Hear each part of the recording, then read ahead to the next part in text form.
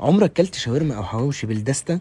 هو في حد ما بيحبش الشاورما اللحمه لحد دلوقتي، خصوصا لو افتكاسه ومعموله حواوشي مثلا، او شاورما لحمه مصري محطوطه في كيسه. لو واقع من الجوع تفتكر تقدر تاكل كام دستة شاورما؟ نص دستة.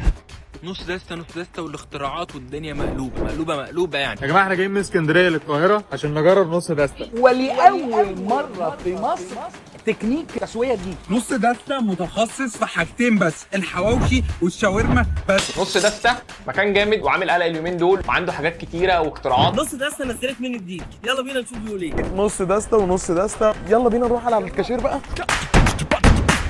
النهارده انا هشتغل شيف شاورما بنص دستة.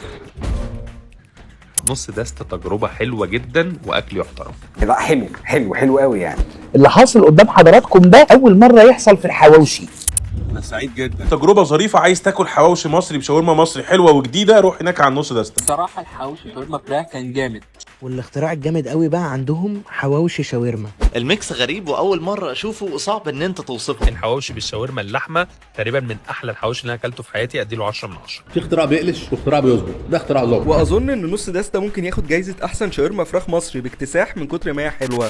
بصراحة كان طعمه حلو جدا، وكمية الفراخ المحطوطة جوه الساندوتش برضو كانت مظبوطة. طعمه حلو، التتبيلة محترمة، كمان العيش كان كرانش من بره، ودي حاجة بحبها في الحواوشي قوي. يعني بص تحس ساندوتش برجر، لحمة كتير، عيش قليل. عندهم السندوتشات حجمها صغير بس مليانة على الاخر. صغير في حاجة. الحواوشي بتاعه خطير يعني. شاورما اللحمة عندهم خطيرة، فيها لمسة نعناع سنة مع الطحينة، كان طعمها تحفة.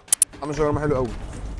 شاورما طعمها حلو قوي، والخضار اللي فيها قليل مش مغطي عليها. فهو تغيير حلو كده لو انت اللي هو ايه، اكل حواوشي واكل شاورما، نص دستة عمل لك الكومبو ده. والحلو الكبسوله دي اختراع بتاعهم هم بس، عباره عن بلح بالزبده والمكسرات، هتسد قوي معاك. لقيتها مليانة لوز وسمسم ومكسرات. وانا احييكم على هذا الاختراع العالمي اقسم بالله. مكان فعلا يستحق التجربة. احنا في مكان مختلف وعامل حاجة مختلفة، وعشاق الحواوشي هيتكيفوا جدا. وكده اقدر اقول ان انا اكلت وشبعت، والكل لزوم الهضم.